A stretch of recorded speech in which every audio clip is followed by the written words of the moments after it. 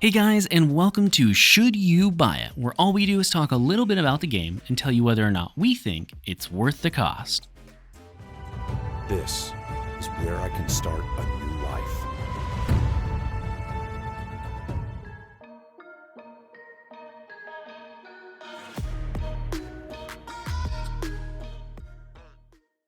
In this episode, we'll be playing Medieval Dynasty, the open-world colony sim survival game where instead of looking down on your subjects, you will experience the world and its hardships with them. Now, the first question that we always cover in these videos is what stage of development is the game in? And in this case, Medieval Dynasty is currently in full release and available on PC as well as some consoles for $35. Now, if you guys want to save money on games, you should check out Humble Bundle in the description below. Humble Bundle will not only help to give you a discount on games sometimes, but will also help charity and support this channel.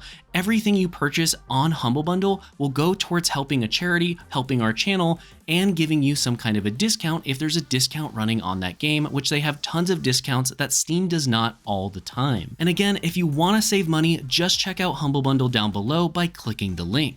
Now with that being said, what exactly is the game? Well, Medieval Dynasty is both a survival game and a colony management game. This means you will have to deal with your own needs such as hunger, water, cleanliness, and romance, all while trying to deal with the needs of your subjects. The game will start out with a pretty straightforward creation process, followed by an in-game tutorial that will follow you throughout your time with the game.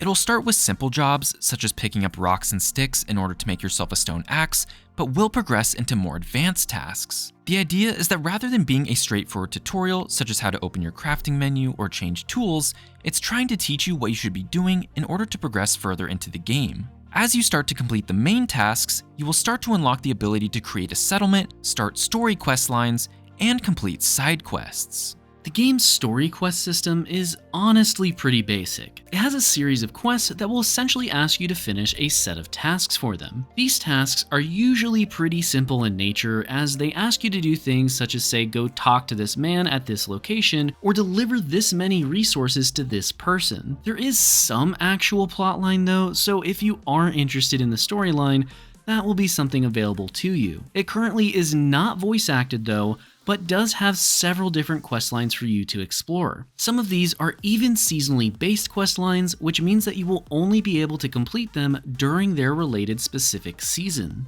Now there are also side quests, but these act more as activities for you to complete rather than actual storylines. Just like your main story missions, these are mostly simplistic tasks, but they will respawn periodically and reward you with some form of bonus, such as money. Money is extremely important in Medieval Dynasty, as it's something you need to accomplish many different tasks within the game. These include things such as buying equipment, buying seeds to plant, buying food for buffs, and most importantly, paying your taxes. Taxes are a pretty unique mechanic in Medieval Dynasty, as it's something that will play a critical role within the game's colony management system. Colony management is something that serves as a sort of ultimate goal within the game. The whole game is even titled Medieval Dynasty, so as you would suspect, your ultimate goal is going to be to create a dynasty of your own and a place for that dynasty to rule. Now, I feel it's important to point out at this point in time that this isn't going to be anything like Mount and Blade Bannerlord, where you manage large armies in order to create a ginormous dynasty, but instead will be more focused around you creating a thriving town within the world. You aren't the king here and are instead going to be more along the lines as a sort of mayor. Regardless of all of that,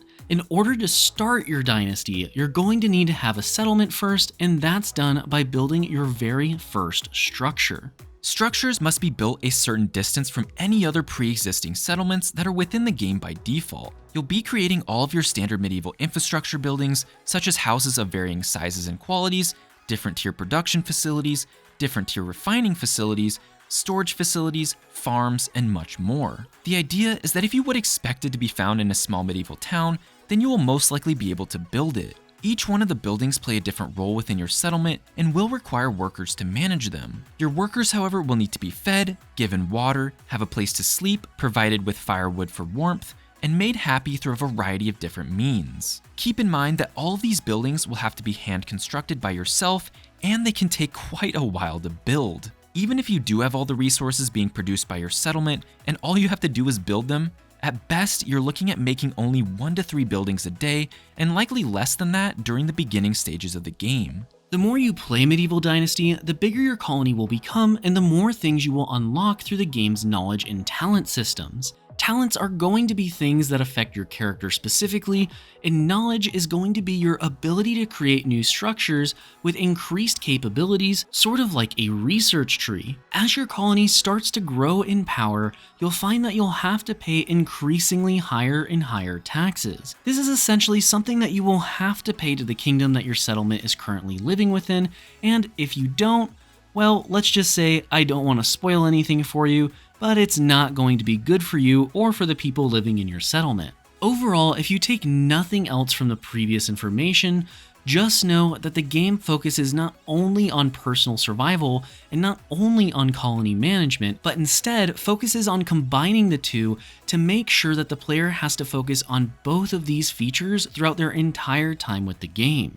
So now let's move into the pros and cons section for the video. First up for the pros are the game's customization options. Prior to starting any game of Medieval Dynasty, or even during the game, you can change a ton of the game's settings. This can be anything from turning off carry weight, which I personally highly recommend, to changing the rate at which you gain experience. You can even change how fast seasons pass, which has major effects on the gameplay. Next up is the fact that you can actually get married and have a kid. While it's not the most crazy mechanic in a game ever, it's certainly a welcome one in a game called Medieval Dynasty. The way this works is that if you were to die in the game and had an heir, you would actually take control of the heir if they are at least age 18. Of course, there is always the option to simply reload an old save file, but you will eventually die of old age, and this is just a cool feature to have nonetheless. And finally for the pros is something that could be considered a pro or a con depending on how you look at it, and that is just simply the grindiness of the game. You see, Medieval Dynasty is a very long-term grind style of a game. Everything will take you forever to do and requires a ton of grinding to accomplish. Luckily, you can customize settings to ease this, but as far as the default gameplay goes, you should expect to put in tons of time to accomplish sometimes even the smallest tasks. This means there's always something to do, but the question then becomes, is it fun to do? And that is something we will have to leave up to you to decide. Now for the cons. And first up is the fact that the game gets very repetitive very quickly. Now, this isn't necessarily the worst thing in the world, as most survival games do have some sort of repetitiveness to it, but in this game, you're going to quickly find you'll be doing things such as chopping down trees, mining rocks, or just trying to pick things up off the ground almost non-stop. This can become very tedious over time, and personally, it is not something I enjoyed. I do understand that in most survival games, you're gonna have to do things like chop trees and mine rocks, but when that's 80% of what you're doing, it's not always a fun experience to have. Now, my last con for you is just the fact that the combat is absolutely horrible.